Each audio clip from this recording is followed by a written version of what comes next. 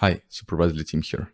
In this video, you will learn how to use new interactive quality assurance tools and automatic statistics for your custom computer vision datasets in Supervisely, such as class balance, object distribution and sizes, confusion matrix, image statistics, and more. This is very useful for training purposes as it allows you to explore your training datasets to validate quality assurance, get hidden insights, visualize data distribution, search outliers, find errors, evaluate model performance, and so on.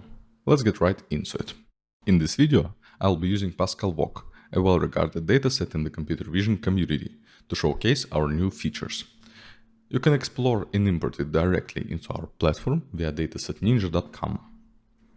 We'll start by navigating to the statistics page to initialize our dataset statistics, which are highly optimized for nearly real-time updates once loaded.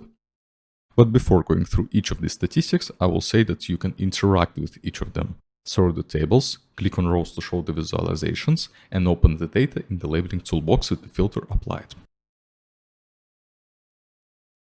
The first statistic is the class balance table, which displays the distribution of classes within your dataset. Explore the most frequent classes and underrepresented ones. These insights help you find the right sampling strategies for your model training.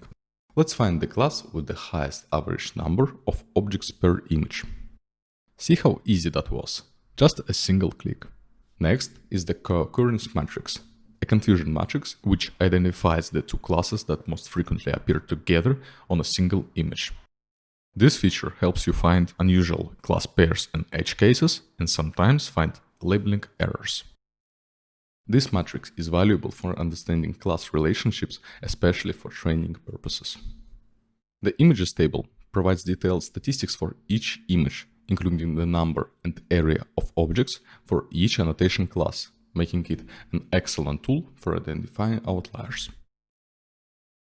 Following that, the object distribution heatmap visualizes the number of images containing varying numbers of objects per class.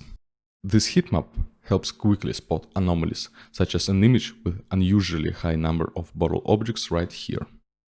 The class sizes table details the size range of objects across classes within the dataset.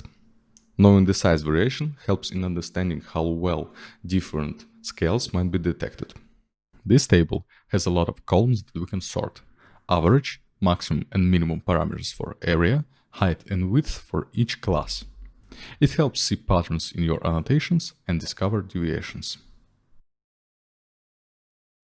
And here is an average size visualization for each class. The objects table lists every object instance in the dataset, offering detailed inspection options for annotations. It allows sorting by various object attributes, including class, image name, size, and area, facilitating outlier detection.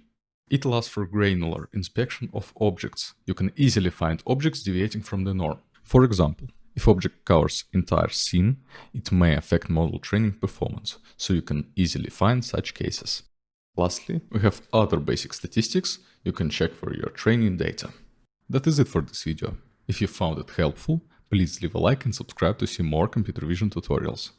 Thank you for watching.